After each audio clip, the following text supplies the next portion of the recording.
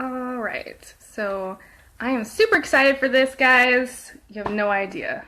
So I'm going to go ahead and get started.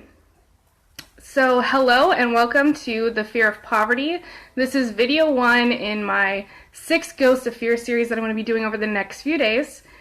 I first of all want to say thank you so much for all of you who tune in live, and thank you so much for all of you who watch this video later. I appreciate you.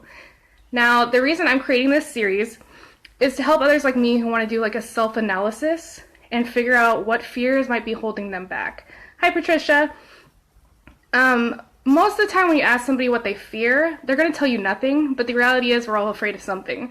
So when I was going through Think and Grow Rich, I really loved the last chapter of this book, which is also called The 6 Ghosts of Fear, because inside it talked about the different symptoms of each fear, each of the 6, and how you can address them. So I really wanted to focus on me and figure out how or what fears I had. Now, while doing this, and I would love if you guys did it with me, so while doing this you might feel a bit embarrassed. I know I sure did, because I was being brutally honest with myself, and when you start to acknowledge some of the weaknesses you have and some of the fears you have, you could definitely feel embarrassed. And I'm probably going to get embarrassed while I'm talking to you guys about some of the issues I have. Hi Cheryl, love ya. So even though you might be embarrassed though, strive really to be honest with yourself, because you can't get the personal growth that you desire if you're not honest with yourself.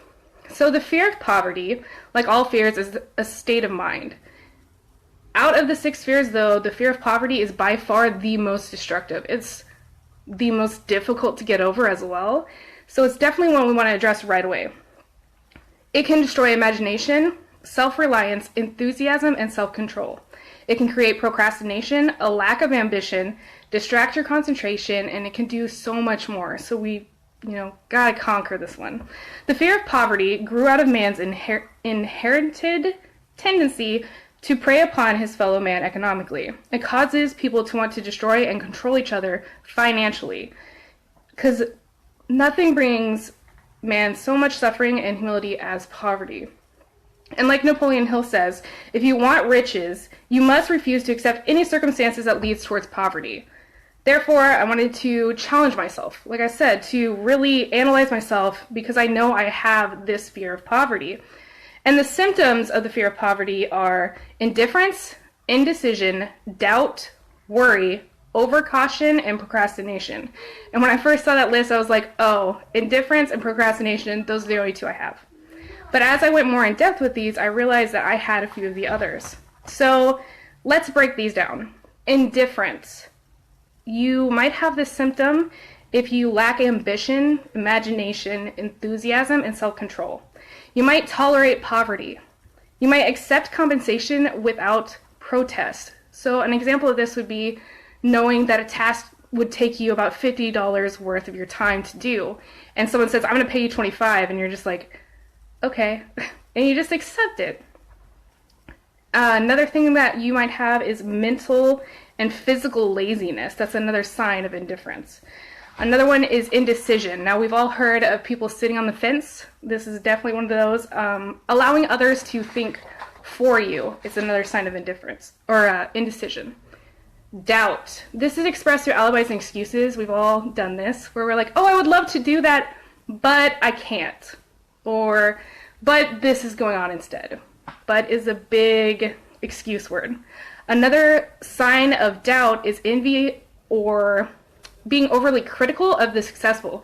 For instance, you might just not like them because they are successful, and that is a huge sign of doubt in yourself. The next symptom is called worry. This is where you might find fault in others. Spending beyond your means, like keeping up with the Joneses. We hear that one a lot. Neglect of personal appearance, scowling or frowning. Alcoholism and drug abuse are 2 huge signs of worry. You might be nervous, or you might lack poise and self-consciousness. And what that means is a true understanding of yourself, your actions, your inactions, and your thoughts. Another symptom of the poverty fear is overcaution. So this can be displayed by finding the negatives in every situation. I know growing up as a kid, we used to have these little lists, and they used to call it Negative Nancy. No offense, Nancy's, I love you. Speaking of failure instead of focusing on succeeding. An example of this would be, I would love to do that, but I know I'm not going to make it. Instead of saying, how can I make it? Knowing all the ways to disaster, but not how to avoid failure. Waiting for the right time. Now this is a big sign that you are overcautious, and it can become a permanent habit where you're constantly waiting for the right time, and in reality, there really isn't a right time to take any sort of risk. You just have to jump into it. Another thing is remembering who fail and not those who succeed. So you could say, well, I would love to join that business, but my friend so-and-so failed at it, and I know that's just, I'm going to fail. Even though there might be thousands of people in that same company that have succeeded. And the final symptom of the fear of poverty is procrastination. Now, this one is definitely by far my biggest issue. The habit of putting off until tomorrow that which should have been done last year. Creating excuses in the time you could have done the task. Willingness to compromise instead of putting up a fight. Compromising with difficulties instead of harnessing them, and using them as steps of advancement. So, learning from your lessons, taking the challenges that you have and using them for self-growth. Planning what to do if instead of burning bridges. Tony Robbins brings this up a lot. He talks about how if you truly, absolutely want something, you need to burn your bridges or burn your boats so that you have no option but to push forward. Because if you have a backup plan, you're going to use it. Lack of self-confidence, ambition, and sound reasoning ability are also signs. Expecting poverty instead of demanding riches. And last but not least, association with those who accept poverty instead of those who demand to receive riches. So we've heard the phrase, you are who you hang around. If you're constantly surrounded by negativity, it starts to drain you. And you need to get around people that are going to boost you, people who are going to motivate you to be a better you. Those are the symptoms of the fear of poverty. And after going through these more in depth, like I said, I realized I had symptoms of indifference and procrastination, but I also realized I had symptoms of worry. And procrastination is definitely my biggest issue. It's the one that keeps rearing its head. I feel I've overcome indifference for the most part by finding my passion, by finding what I truly wanted to do. And I feel like I pushed worry aside by challenging myself to push through the nervousness, to push through the other fears of criticism or whatever it might be. But again, procrastination is one that I am still challenging myself, or challenged by, but I'm going to conquer it. It's definitely going to be something that I master. So now that we've taken a review of the symptoms of the fear of poverty, do you feel you have it? And you don't have to comment in the post. It's just a question to ask yourself. Do you feel you have the fear of poverty? And if so, what are you going to do about it? I hope that you would challenge yourself to break those fears and to push yourself to be who and what you want to be so that you can have the life you deserve. Now, I really hope you guys enjoyed the summary of the fear of poverty. I know I looked at my notes way more than I meant to, and that was the nervousness. Again, that's the fear of worry.